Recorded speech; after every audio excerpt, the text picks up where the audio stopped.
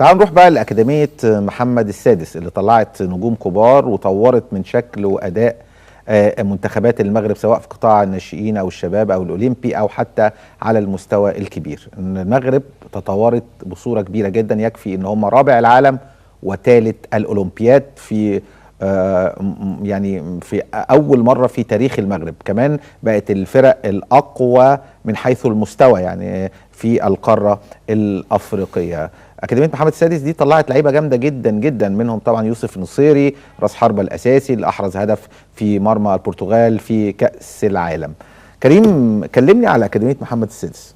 طيب البدايه يا كابتن خالد كانت مع نهائي كأس الأمم الأفريقية 2004 في تونس اللي هي خسرته المغرب، كان الفاينل ما بين تونس والمغرب. فاكر كان زياد الجزيري هو اللي جاب الجون الفوز. دوس سانتوس وزياد الجزيري وحاتم الطرابلسي، وكان جيل هو يعتبر احد الاجيال التاريخيه في تونس مع جيل طبعا صحيح. كان بدو الزكي هو المدير الفني. بعدها تأهلوا لكأس الأمم الأفريقية في 2006 اللي أقيمت في مصر وخرجوا من دور المجموعات. صحيح. كانوا معانا في المجموعه وصعدت مصر وكوت ديفوار. بعد في سنه 2007 الدوله او المملكه المغربيه قررت انها تاسس اكاديميه للتعليم والكره القدم. كانت في 2007 وتم الافتتاح بشكل رسمي في 2009. مقامه على مساحه 2 كيلو ونص، فيها تعليم يعني بيعلموا 3 مراحل بالاضافه للغات مع الرياضه طبعا كره القدم. فيها مجمع سكني ومطاعم واماكن ترفيهيه ومركز طبي، عياده ومكتب للعلاج الطبيعي ومسبح للعلاج بالمياه العذبه و4 ملاعب. ابرز الاسماء اللي تخرجت منها هنقولهم وبعد كده اقول لحضرتك السياسه اللي هم بينتهجوها. طبعا يوسف النصيري، هاتوا لي الصوره كمان. ده المهاجم الاساسي لمنتخب المغرب ولعب في ناربخشة، كان لسه صغير جدا. كله خلي بال حضرتك هم من 12 ل 14 سنه. يعني في وقت 2009 ده كان اللعيبه دي عندها 12 13 14 بالظبط. عز الدين أناحي طبعا لاعب بناسيونايكوس اليوناني وواحد نجوم المنتخب، كسر الدنيا في قطر. جامد جدا يعني. نايف أكرد لاعب ريال سوسيداد قلب الدفاع الاساسي، ونايف انا كنت رشحته للنادي الاهلي قبل ما يلعب بقى في اوروبا وقبل ما يسافر في اوروبا، وكان التواصل مع احد الشخصيات الكبيره في النادي يعني. مهندس عادل القيعي اكيد. لا مش في التعاقدات يعني. الكلام كان مع حد فني يعني. واعجب جدا باللاعب، وكان في مفاضله ما بينه وبين بدر بنون يعني في الوقت ده، لان هو كان رايح الفتح الرباطي وانا ساعتها يعني انا قلت له لفظا كده اللي هو ايه يعني عشان خاطري هات نايف اكرم. والله العظيم. والله. وهو كان معجب ببدر بنون؟ لا هو معجب بالاثنين. بس هو ما كانش صاحب القرار. فالقرار في الوقت ده كان للجهاز الفني. بس نايف اكرم ده الاساسي دلوقتي.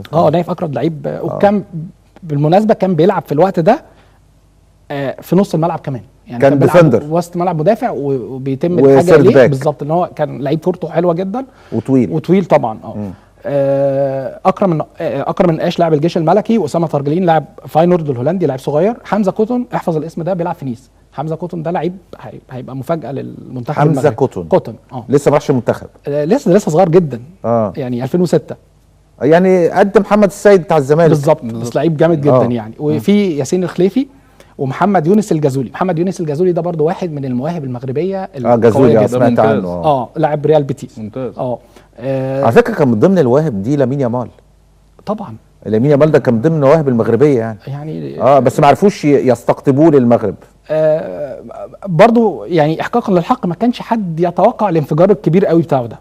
يعني لعيب بروميسنج جدا وكل حاجه، بس يعني مش للدرجه دي. لا اليمين انفجر في لحظه. يعني انفجر حرفيا، لعيب مرعب يعني. توفيق بن طيب ده مهاجم بيلعب في فريق رودس الفرنسي. عادل تحيف كان عادل تحيف ده مدافع بيلعب في المنتخب الاولمبي وبيلعب في نهضه بركان. لعيب كويس قوي جدا، مدافع ممتاز. هو نهضه بركان على فكره يا جماعه السنه دي مكسره الدنيا في المغرب. يعني نهضه بركان في المركز الاول اللي في الدوري المغربي، فرق 12 نقطه عن المركز الثاني. في لعيب خدوا بالكم نهضه بركان بيلعب في الكونفدراليه. هو ابرز المنافسين. على فكره يا كابتن في لعيب من اللعيبه اللي تحت السن اللي انا كنت مرشحهم بيلعب في نهضه بركان، اسمه محمد لامين كمار. ده سنغالي ولعيب كويس. لعيب ده بيلعب منتخب لعب السنغال الاول، لعب منتخب اول، لعب ماتشين.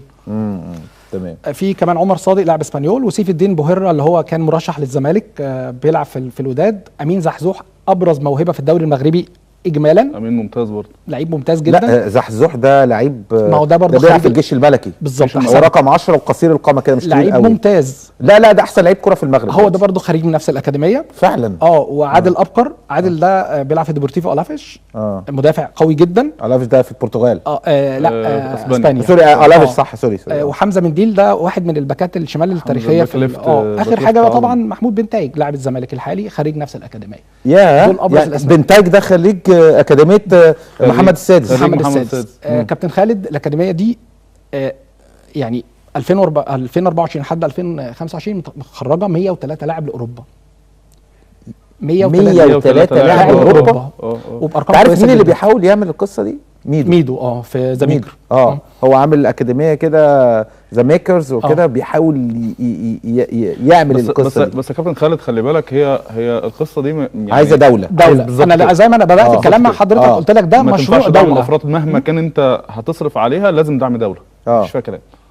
الدولة عاملة كابيتانو بس مش ما اعتقدش تعليم كامل وكده يعني. لا هو ده اكتشاف مواهب بس وكورة. اكتشاف مواهب. انما دي لا، لكن دي بتبقى بتعمل على مساحة ارض 2 كيلو وملاعب ومدارس وفنادق واكل وشرب وتعليم. لو حولوا كابيتانو دي لنموذج زي محمد السادس في رايي يكون افيد بكتير قوي. يعني اتمنى والله ان هم يعملوا كده. انت عارف يا كابتن خالد، اتمنى يكونوا عاملين كده.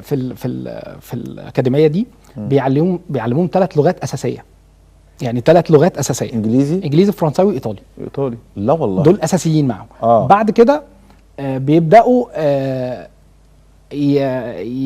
يعني يعلموهم بقيه العلوم اللي هي الكيمياء، الاحياء، يعني الرياضه. ان جزء من نجاح اللاعب هي ثقافته طبعا يعني انا عايز اقول ان امام عاشور احد اسباب عودته هو عدم قدرته على اتقان اللغه وحتى محمد عبد المنعم بيعاني في بدايه مشواره مع نيس بسبب اللغه. بالظبط. مش هو بس، في اكتر من لاعب مصري.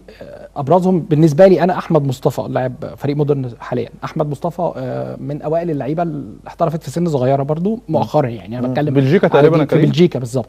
وسافر وكان رايح فرقه كويسه يعني. ما قدرش يتاقلم، ما قدرش يتعلم. كان بيلعب في الداخليه احمد مصطفى صح؟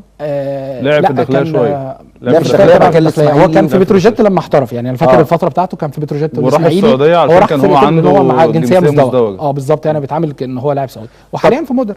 طب عايز اسالك، هل في لعيبه مصريين في اوروبا؟ في لعيبه مصريين في اوروبا. يعني انا مثلا لسه دلوقتي عرفت بتواصل مع ان في لعيب بيلعب في شباب المحمديه، لعيب مصري.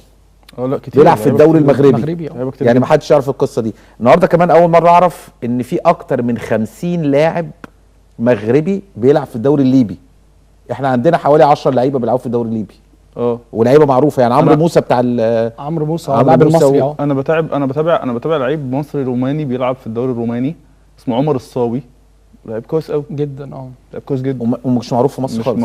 مش ناس كتير تعرفه. لكن في لعيبه في مصر بيلعب في اوروبا سافروا لوحدهم كده. في سليم طلب وفي مش عارف وهيثم حسن اللي هو التونسي المصري اللي عليه المشكله ده. وفي عمر الصاوي. في لعيبه كتير جدا. في لعيبه كتير. ايه مشكله هيثم حسن دي؟ ان هو يمثل مين؟ يمثل اسبانيا ولا يمثل مصر ولا عنده كام سنه؟ 23 بتاعي كريم. 23 تقريبا. ايوه بس ده فريق اول خلاص. هو بيلعب في الدرجه الثانيه في ريال اوفيدو. بيلعب في ريال اوفيدو. في اوفيدو. طب وهل فعلا مصر تواصلت معاه؟ حصل تواصل. في حد كلمه ان هو يجي يمثل منتخب. بس هو لسه تقريبا ما يعرفش بيعمل مفاضله بقى. محدش عارف يقنعه. مش عارف ان هو طب هو لعيب جامد يعني؟ لعيب كويس جدا. لعيب كويس يعني يلعب منتخب مصر. يلعب منتخب ما يقولش لا يعني. ده بيلعب ايه ده؟ جناح. ده جناح ونص ملعب تالت. على فكره في كان معايا عبد الجليل وهيبقى معايا بعد شويه. كان جاب لي صوره ألفريد ايمن او حاجه بيلعب في ليفربول. في 2 في ليفربول. ألفن ايمن وفي واحد كمان بس انا مش متذكر اسمه. في 2 في ليفربول وفي لاعب مصري في ارسنال في الفريق الشباب. ده في كتير. في اكتر. يعني انا كنت عملت حصر من فتره كده. كريم احمد كريم احمد في ليفربول. في انت عارف حضرتك حتى في الدوري البحريني في لعيبه مصريين. انا بتهيألي كريم اكتر عدد مصريين موجود بره. بتهيألي موجود في المانيا وبعد كده انجلترا. بتاع الارسنال اسمه كاميرون اسماعيل. يعني كاميرون اسماعيل وكان لعيب كويس جدا.